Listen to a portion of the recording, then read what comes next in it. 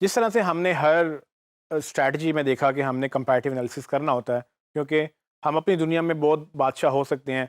जब तक कि हमें ये ना पता हो कि हमारा कंपैरेटर क्या कर रहा है, हमें रियलिटी चेक नहीं मिलेगा कि हमें वो गलतियाँ नज़र नहीं आएँगी जो हम कर रहे हैं, हमें वो अच्छाइयाँ नज़र नहीं आएँगी जो बाकी लोग कर रहे हैं। तो ये चीज़ें बड़ी इंपॉर्टेंट होती हैं कि आप बेसिकली खुद को बेहतर करने की कोशिश करें, लेकिन साथ अपने आस-पास भी देखें कि आप जैसे लोग क्या नई चीज़ें सोच के ला रहे हैं, क्योंकि आप उनके दिमाग से फ़ायदा उठा सकते हैं।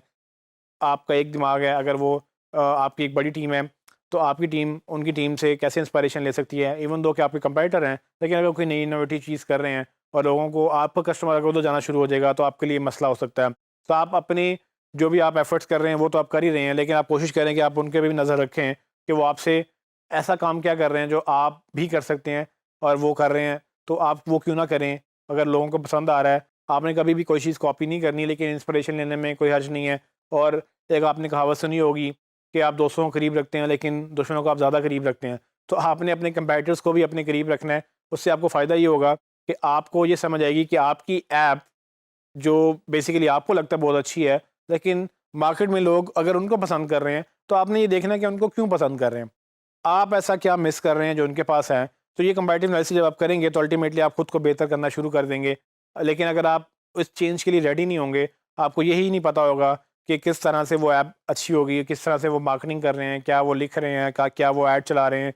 तो आप अपनी दुनिया में आपको लगेगा कि आप बहुत अच्छे जा रहे हैं, लेकिन हो सकता है कि आपको जब तक ये पता चले कि आप अब अच्छे नहीं रहे, तब तक वो बहुत आगे जा चुके होंगे। तो मेक श्योर करें कि कंपैरेटिव एनालिसिस आप साथ-साथ करते रहें।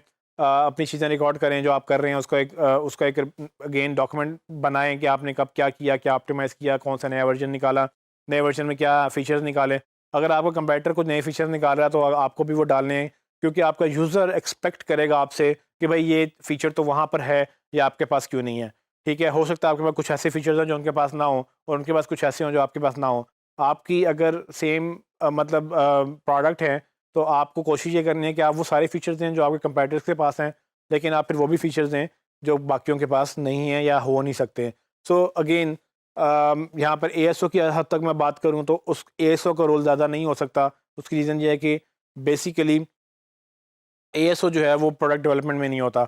अगर आप अपनी प्रोडक्ट डेवलपमेंट कर रहे हैं तो मैं आपको ये बता दूँ कि इसका डायरेक्टली इम्पैक्ट एएसओ पे पड़ेगा, क्योंकि जब आपकी प्रोडक्ट अच्छी होगी, आपकी फीचर्स अच्छे होंगे तो एएसओ ऑटोमैटिकली बेहतर होगी। लेकिन अगर आपकी प्रोडक्ट नहीं है, आपके क्लाइंट की प्रोडक्ट है, यानी कि आपको उन्होंने हायर किया है सिर्फ मार्केटिंग के लिए, तो आप कंपैरेटिव एनालिसिस फिर भी करेंगे लेकिन मार्केटिंग की हद तक। आप उनको बताएँगे देखें ये हमारा फोरम नहीं है, उनका फोरम है, वहाँ पर इतने लोग रोज़ाना जाके एंगेज करते हैं, सवाल पूछते हैं, हम भी फोरम बना सकते हैं, हम भी उनको एंगेज कर सकते हैं। तो ये एक जस्ट एक आइडिया मैंने आपको दिया है। इसके अलावा अगर आपको लगे कि उनके स्क्रीनशॉट अच्छे हैं, तो आपके अच्छे नहीं हैं, तो आप उनको बताएँगे देखिए उनके स्क्रीनशॉट में इस तरह से उन्होंने फीचर दिया है, हम भी यहाँ पर दे सकते हैं या हम उनसे बेहतर इस तरह से कर सकते हैं। आप यहाँ तक कि ये भी देख सकते हैं कि उनकी जो गलती थी, आप वो भी बताएँगे देखिए उन्होंने ये ऐसे नहीं किया, ये एक वायलेशन है जो वो जिसका वो भुगतेंगे, हमने ये नहीं करना।